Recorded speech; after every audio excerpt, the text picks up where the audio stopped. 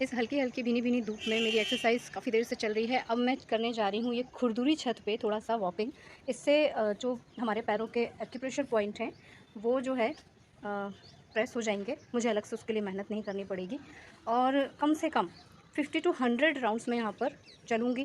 Time का पता कैसे चलेगा, तो मैं यहाँ पे महिषासुरमर्दिनी स्तोत्र लगा लेती हूँ जो कि 9 मिनट का है और 9 मिनट उसे सुनते सुनते मैं पूरी छत पे ऐसे वॉक करूँगी। और ये पूरी तरह से खुरदुरी है, कहीं कहीं पे ज़्यादा है तो ठीक है, उतना चुभन नहीं होती है, आराम से हो जाता है। तो यहाँ पे टाइम स्पेंड करती हूँ। उसके बाद आप लोगों को मैं अपना अगला स्टेप दिखाती हूँ कि मैं हर दिन ये सब नहीं करती हूँ। किसी दिन जो है सीढ़ी चढ़ना उतरना कर लिया, किसी दिन ये कर लिया। वॉकिंग तो एवरीडे करती हूँ, कई कई बार करती हूँ, बट मॉर्निंग में मुझे ये धूप लेना भी थोड़ा ज़रूरी है बॉडी के लिए। विटामिन डी बहुत अच्छे से मिल जाता है और भीनी भीनी सी धूप के बहुत सारे बेनिफिट हैं, मैं कई बार बता भी चुकी हूँ। तो जब तक मिल रहा है तब तक लेती हूँ। बारिश के दिनों में क्या करूँगी वो बाद में बताऊँगी। और यहीं पे उत्कर्ष के चाचू भी एक्सरसाइज करते हैं, तो वो इस तरह से ईंट वगैरह कुछ कुछ लगा के रखते हैं, क्या करते हैं भगवान जाने, बट वो काफ़ी देर यहाँ 1 घंटे टाइम स्पेंड करते हैं। उनके जाने के बाद तब तक मैं टिफ़िन वगैरह बना के फ्री हो जाती हूँ, फिर मैं आ जाती हूँ। तो ऐसे हम लोगों का घर में सभी लोग यहीं पे काम करते हैं। और चलिए नेक्स्ट स्टेप बताती हूँ, मैं ज़रा इसे कंप्लीट कर लूँ। अब मेरा अगला स्टेप है ये सारी की सारी सीढ़ियों को कम से कम 10 टाइम चढ़ना उतरना। और इनकी ऊंचाई भी आप देख रहे हो बहुत ही ठीक ठाक है, मुझे ज़्यादा जंपिंग वंपिंग करने की ज़रूरत नहीं पड़ेगी। 14 सीढ़ियाँ हैं और ऊपर वाले को मिला के 15 हो जाएगा। तो जब मैं इसे 10 राउंड चढ़ूँगी उतरूँगी, उतने में मेरी एक एक्सरसाइज कंप्लीट हो जाएगी। अगर आपके घर में भी सीढ़ी वगैरह है तो आप इजीली चढ़ सकते हो, उतर सकते हो। जिनके घर में नहीं है वो कुछ और कर सकते हैं, क्या कर सकते हैं वो मैं बताऊँगी। हाल फिलहाल इनको चढ़ा जाए और 10 राउंड पूरे के पूरे, यानी कि 10 राउंड चढ़ना 10 राउंड उतरना, ये मेरी काउंटिंग होगी। और ये मैं आ गई सबसे ऊपर। हल्का फुल्का सा कॉटन का सूट डाला है क्योंकि बहुत ज़्यादा पसीना हो रहा है और एक्सरसाइज करो तो पसीना होता ही है, ऊपर से धूप में कर रही हूँ हल्की फुल्की। इस समय 7 o'clock हुए हैं दोस्तों और सुबह की मॉर्निंग है, बारिश का पता नहीं है। सीढ़ी चढ़ने उतरने में हाफ जाती हूँ क्योंकि बोल भी रही हूँ ना, अदरवाइज़ मैं बोलती नहीं हूँ, चुपचाप ये काम करती हूँ, थोड़ी स्पीड में करती हूँ। जिन एक्सरसाइज को करने के बाद ना मेरी सांस फूलने लगती है तो मैं उसके बाद एक ब्रेक लेती हूँ। सारे प्लांट्स में थोड़ा थोड़ा पानी डालती हूँ। गर्मी इतनी तेज़ है कि प्लांट्स को एक साथ पानी देती हूँ तो मिट्टी बाहर आ जाती है, तो मैं आधे आधे मग पहले पानी डाल देती हूँ, उसके बाद फिर थोड़ी एक्सरसाइज करती हूँ, फिर पानी डालती हूँ। मतलब 1 से 2 बार मैं अपने रहते पानी यहाँ पे डाल देती हूँ सभी प्लांट्स में। अब यहाँ पे ये ऊपर लटकने का बना हुआ है जिस पे मैं लटकती हूँ सिर्फ एक बार, क्योंकि खुद की बॉडी का वज़न उठाना थोड़ा सा मुश्किल हो जाता है। बट हाँ ठीक है, मैं यहाँ पर लटकती हूँ। उत्कर्ष के साथ लटकती थी, उत्कर्ष को कम से कम 5 to 10 राउंड लटका देती थी मैं फुल एक्सरसाइज के दौरान, बट मैं एक ही बार करती हूँ क्योंकि मेरा बॉडी वेट ज़्यादा है।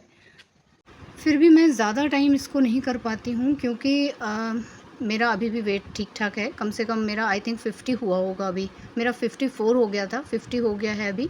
बट फिर भी आपकी बॉडी कितनी देर आपके हाथ आपका वज़न उठा पाएंगे, सो इसलिए मैं ज़्यादा देर नहीं करती हूँ। शायद मुश्किल से 1 मिनट होता है या 1 मिनट भी पूरा नहीं होता है, हाथ दुखने लग जाते हैं। और मैं ऐसे ऐसे करके पैर झुलाती हूँ क्योंकि स्ट्रेचिंग बॉडी में बहुत ज़रूरी है। आप स्ट्रेचिंग का कोई भी फॉर्म यूज़ कर सकते हैं, बट मुझे इसमें मज़ा आता है। उत्कर्ष के कारण मैं ये करने लग गई हूँ, पहले मैं ये सब नहीं करती थी तामझाम, बट अब अच्छा लग रहा है, आदत में आ गया है। थोड़े से पैरों को भी आगे पीछे ऊपर नीचे कर लेती हूँ मैं। हो गया मेरा हाथ एकदम रेड पड़ गया है लटकने से, और ज़्यादा देर नहीं लटक पाती हूँ, लेकिन फिर भी हो गया मेरा आज का वर्कआउट।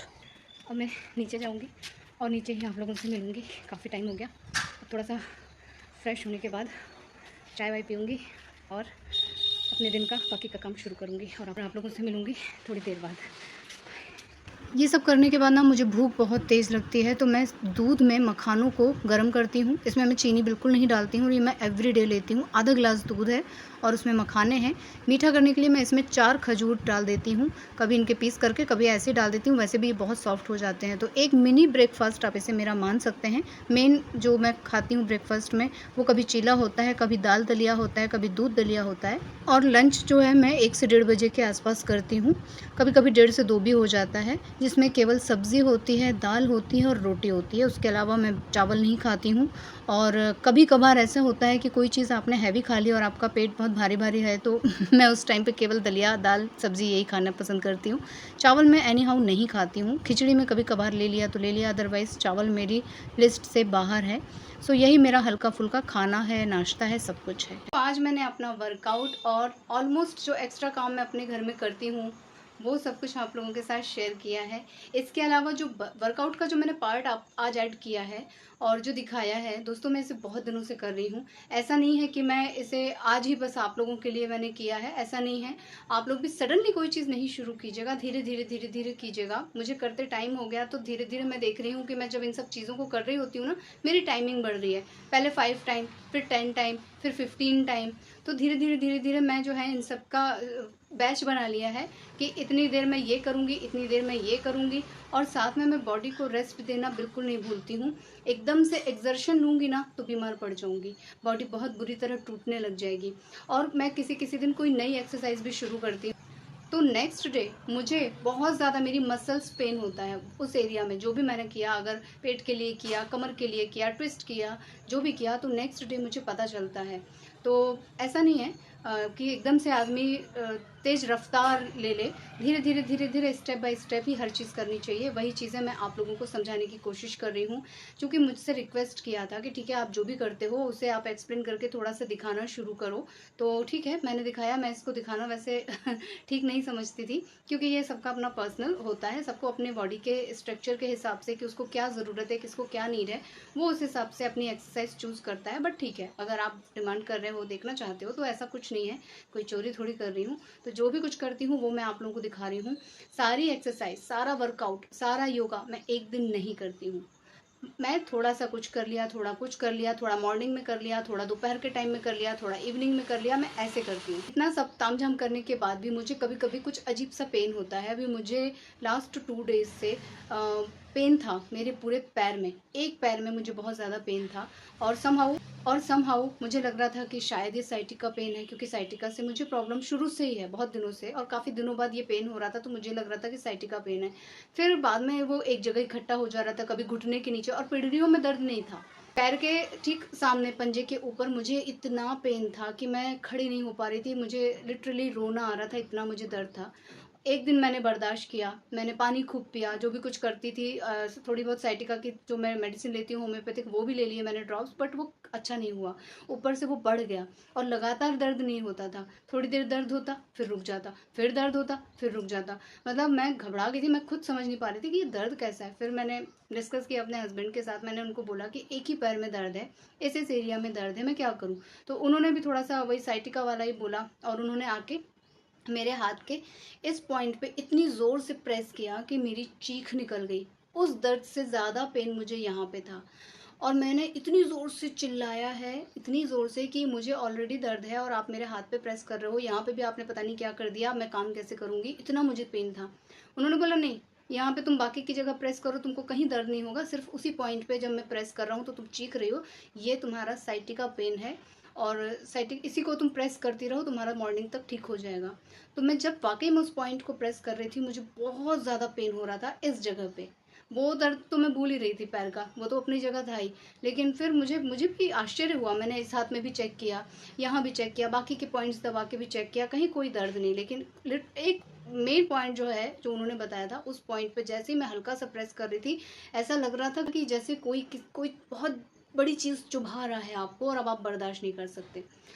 वो सारी चीज़ें हुई, मुझे समझ में आया कि साइटिका का प्रेशर पॉइंट जो है यहाँ होता है, बट मैं उसको ज़्यादा नहीं प्रेस कर पा रही थी क्योंकि ऑलरेडी बहुत दर्द हो रहा था। तो किसी तरह वो रात कटी। हालांकि मुझे शायद आराम आ गया था, क्योंकि मेरी नींद लग गई थी प्रेस करते करते करते करते। कितनी देर प्रेस किया मुझे याद नहीं, बट हाँ मेरी नींद लग गई। मैं सीधे मॉर्निंग में उठी, इसका मतलब मुझे दर्द में आराम था, क्योंकि एक रात पहले इतना पेन था कि मैं रात में सोई भी नहीं थी।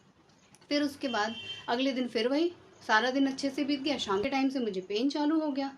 तो फिर उन्होंने बोला कि एक काम करो, मैं एक ऑयल देता हूँ, हम लोग मम्मी पापा जी को वो ऑयल लगाते हैं, तुम उसको ट्राई करके देखो। क्योंकि मैंने उनको प्लेस बताया कि वो सिर्फ इतनी सी दूर दर्द कर रहा है पैर में, और वो भी मसल्स होती तो मसल्स आप दबा लेते हो, हड्डी में दर्द हो रहा है, क्या करूँ। तो फिर वो ऑयल से मैंने मसाज की है, और आज तक मुझे फिर दोबारा भी रिपीट नहीं हुआ है। मतलब आई थिंक काफ़ी घंटे बीत चुके हैं, मुझे लग रहा था कि दोबारा रिपीट होगा, लेकिन नहीं हुआ। तो ऑयल भी बहुत अच्छा था। एक नई चीज़ पता चली कि यहाँ पे साइटिका का प्रेशर पॉइंट होता है, और अभी इस समय मैं प्रेस कर रही हूँ, मुझे बिल्कुल दर्द नहीं है इस पॉइंट पे। लेकिन जब हस्बैंड ने प्रेस किया था तो मेरी चीख निकल गई थी। तो काफ़ी कुछ सीखने को भी मिलता है। वर्कआउट, डेली रूटीन, घर के काम, सब चीज़ें अपनी जगह हैं, लेकिन कुछ कुछ चीज़ें जो है ना वाकई में मालूम होनी चाहिए। आप, मेरी पूरी एक रात पेन में बीती है, और क्या करोगे आप, पेन किलर लोगे, अगले दिन ही ना डॉक्टर के यहाँ जाओगे। रात में तो आपको छटपटाहट हो रही है और आप समझ ही नहीं पा रहे हो आप क्या करोगे, रात में कौन उठ के आपके पैर दबाएगा। नॉर्मल तेल की मालिश से भी वो ठीक नहीं होता।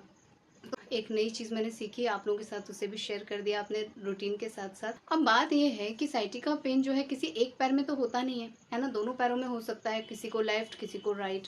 तो मैं ये पूछना भूल गई अपने हस्बैंड से कि हमेशा के लिए यही पॉइंट दबाना है या अलग अलग पैर हो तो हैंड भी चेंज करना है। तो ये मैं जब पता कर लूँगी, जान लूँगी, तो आप लोगों के साथ ज़रूर से शेयर करूँगी। आधी अधूरी जानकारी शेयर नहीं करती हूँ।